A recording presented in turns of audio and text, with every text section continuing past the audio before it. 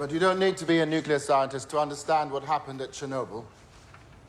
You only need to know this. Uranium fuel. As uranium atoms split apart and collide, reactivity goes up. But boron control rods, they reduce reactivity, but there's a third factor to consider: water.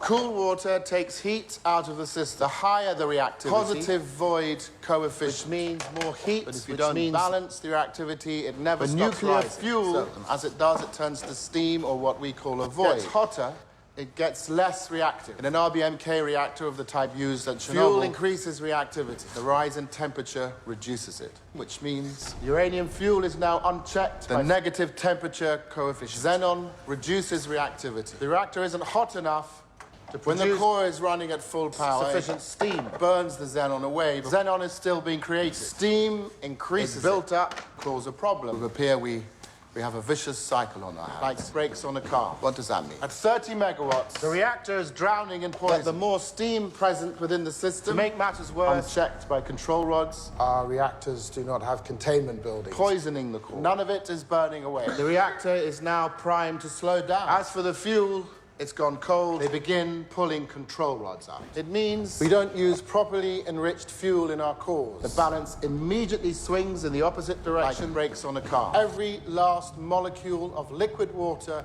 instantly converts to steam. Were it not for this,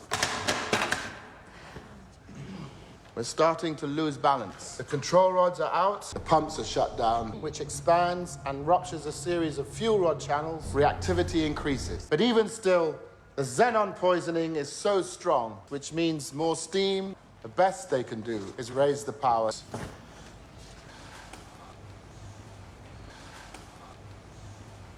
This is the invisible dance that powers entire cities without steam or uranium fuel. And it is beautiful. When uranium fuel is now unchecked,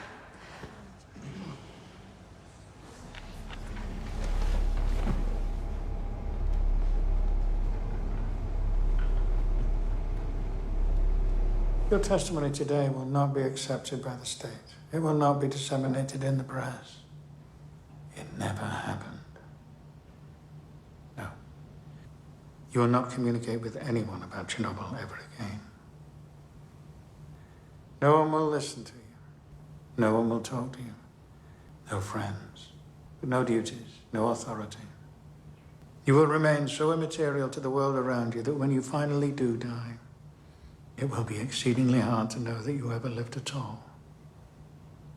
In a just world, I would be shot for my lies.